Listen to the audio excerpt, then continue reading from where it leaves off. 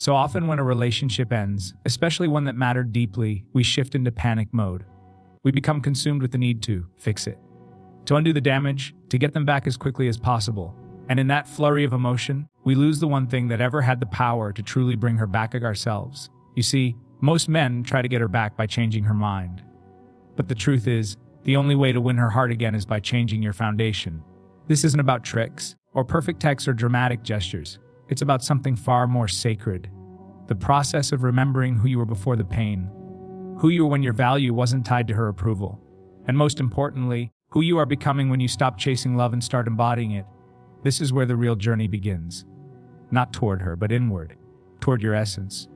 Because when a woman pulls away, she isn't always rejecting you. Sometimes she's rejecting the version of you that lost sight of himself in the process of trying to keep her, the insecure version, the reactive version, the anxious, overly accommodating version, the one who forgot that he was designed to lead, not dominate, but to carry direction, identity, and peace into the relationship.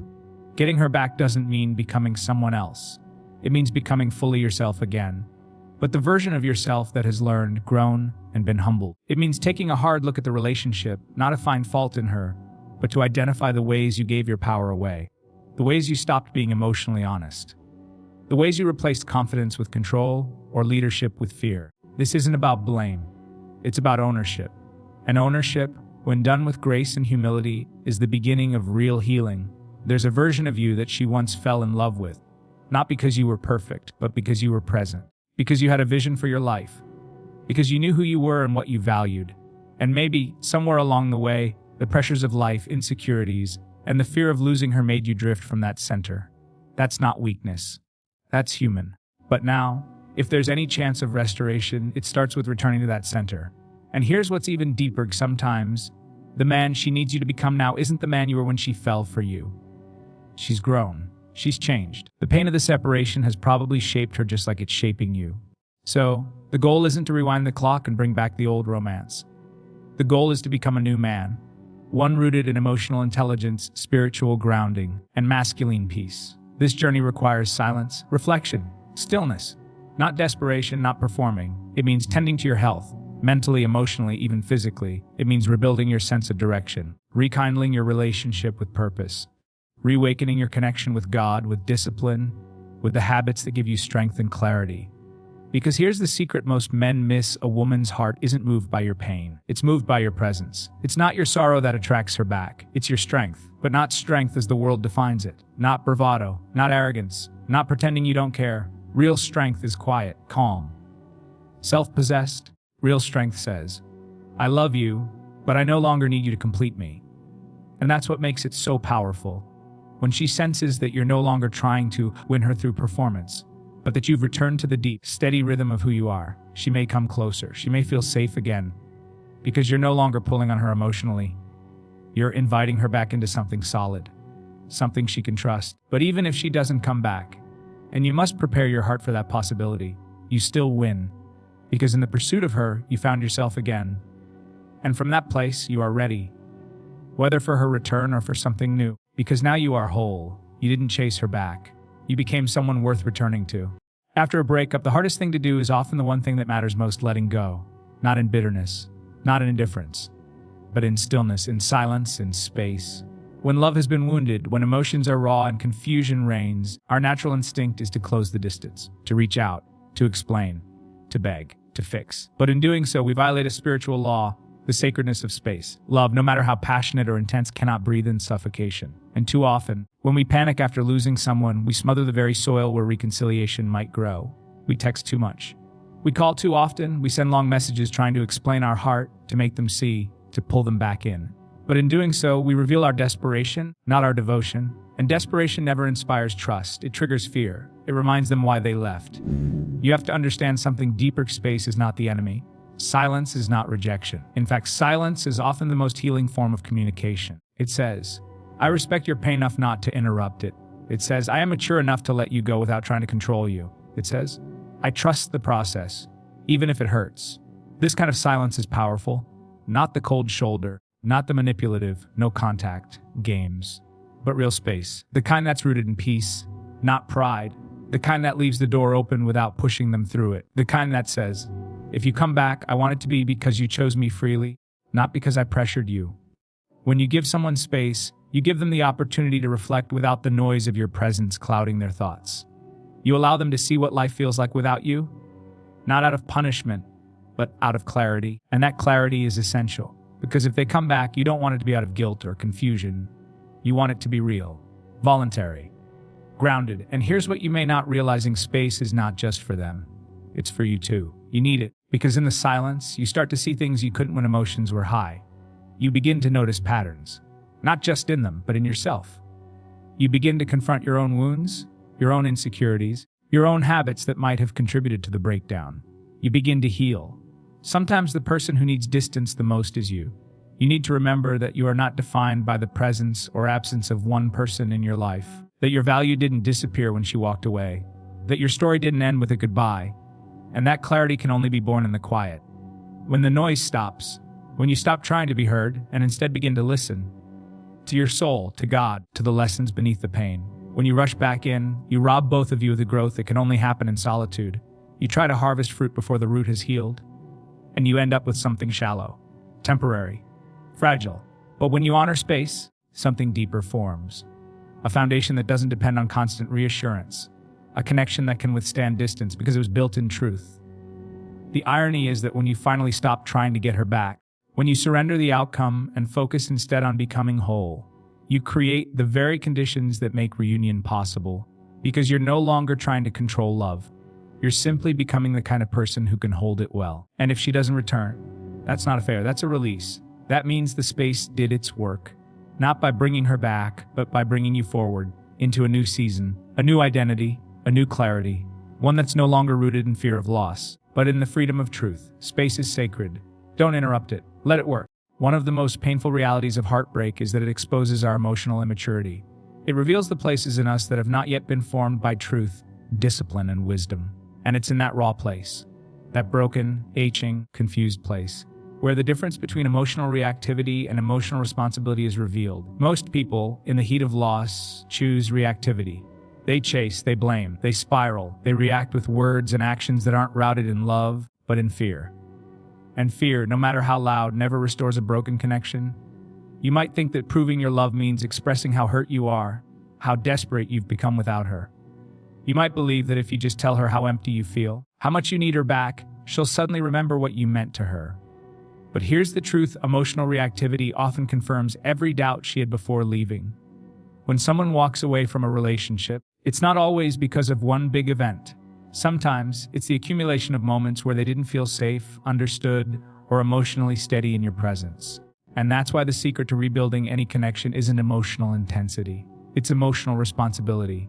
This means stepping back and asking the hard questions. What part did I play in the disconnection? Where did I let my insecurities speak louder than my wisdom? Where did I make her feel small so I could feel big? It's not about taking all the blame, but it is about taking your share of it, without deflecting, without defending, and without delay. Emotional responsibility is when you choose to feel before you act. It's when you process your grief in prayer, in reflection, in silence, before spilling it onto someone who may not be ready or willing to receive it. It's when you realize that healing her heart is not your job anymore. Healing your own is. And as painful as that sounds, that's where maturity begins. When you own your emotions without making them her responsibility, you send a different signal. You're no longer chasing love like a child running after approval. You're standing in the dignity of growth. You're saying, I've been broken, but I won't bleed all over you to feel whole again. I'll learn. I'll grow. I'll become. That's what she's watching for. Not your declarations of unending love, but your demonstration of inner change. She wants to see if the storm inside you is quieted, if you can speak without blaming, if you can listen without reacting, if you can be in her presence without trying to control the outcome. Because if you can, that tells her one thing: you're safe now. And safety, not passion, is the foundation of lasting love. The truth is, your reactivity may have been part of why the relationship broke down in the first place. Whether it was jealousy, anger, avoidance, or emotional inconsistency, something in you might have made her feel like she had to carry more than her share. Emotional responsibility is about learning how to carry your own weight. Not so she'll come back, but because that's what love actually requires. It's not about suppressing your feelings. It's about stewarding them. You cry, but you don't crumble. You grieve, but you don't guilt. You reflect, but you don't project. You become someone who can handle intensity with calm, who can process pain without causing more pain in return. Because real love isn't about how deeply you feel. It's about how wisely you handle those feelings. And that's the secret most never realizing. When you shift from emotional reactivity to emotional responsibility, you stop needing her to come back to validate you. You want her, yes. But you no longer need her to survive. You begin to understand that even if she never returns, you will still grow. You will still love again. And you will do so from a deeper, stronger place. Ironically, that very posture, that quiet confidence, that unshaken peace, is often what draws her back. Not because you manipulated her with silence or distance, but because you finally became the kind of man who can hold space for another without losing himself in the process. When you take responsibility for your heart, you create the conditions where love can return. Freely, authentically, and without fear. Letting go. Those two words carry the weight of an entire emotional battlefield. It sounds simple in theory, but when you're the one left behind, the idea of letting go feels like surrendering your last hope. And yet, it's in this very act, in choosing to release with grace rather than cling in desperation, that the deepest transformation begins. You see, the secret trick to getting her back isn't about the perfect words, some clever strategy, or calculated silence. It's about truly, sincerely letting go without becoming bitter. There's a kind of strength that emerges when you stop trying to control the outcome and instead focus on becoming whole again. That strength is magnetic. It's not performance, it's presence. And presence is what she's intuitively drawn to. Not the echo of your need, but the depth of your peace. But most people confuse letting go with giving up. They assume that if they stop reaching out, if they stop checking her social media, or rehearsing every detail of the break in their mind, then it means they've lost. But letting go isn't losing. It's choosing. Choosing yourself, choosing truth, and choosing to release someone with love instead of resentment. It's not an abandonment of hope. It's a realignment of it. Because here's what no one tells you: holding on in bitterness poisons whatever chance might still remain.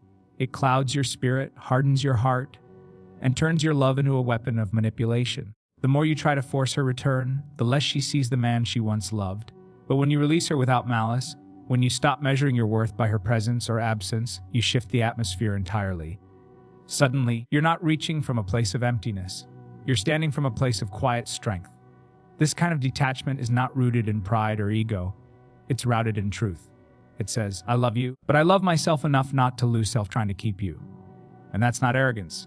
That's sacred. That's the kind of energy that doesn't chase but attracts. Not by playing games, but by cultivating genuine wholeness. And here's the twisting. It's often when she senses that you've truly let go. Not as a strategy, but as a shift. That something begins to stir in her heart. Because now, your love no longer feels like a demand, but a gift. And people don't return to pressure. They return to peace. She may have left because something in her felt suffocated, unseen, or overwhelmed. But when she sees you now, standing in clarity, not chaos, she begins to wonder if something has changed, not just around you, but within you. Letting go also requires forgiving. Not just her, but yourself. You can't walk in freedom while dragging chains of self-hate. You must accept that yes, mistakes were made, and yes, you played a part. But regret doesn't fix anything without responsibility. And responsibility means moving forward with new awareness. You're not the same man who lost her. If you do the inner work, if you face the pain without folding under it, you begin to rise. Not for her, but for your own soul. That's the paradox of loving. The more freely it's given, the more deeply it's received. The moment you stop grasping is often the moment she starts seeing. And maybe she won't come back. Maybe she's moved on. But the man you become in the process, that man will carry something unshakable. A peace that doesn't need circumstances to change in order to be whole. A power that doesn't hinge on another person's affection. In the end, the real secret isn't about getting her back. It's about getting your heart back. Because when you stand in truth, in healing and maturity, that's when reconciliation, if it's meant to happen, can happen in the most honest way. Not out of fear, not of nostalgia, but out of two whole people recognizing something sacred in one another again. And if she does return, let be to the man who didn't try to trap her with words, but released her in love, and became someone she could trust with her heart again.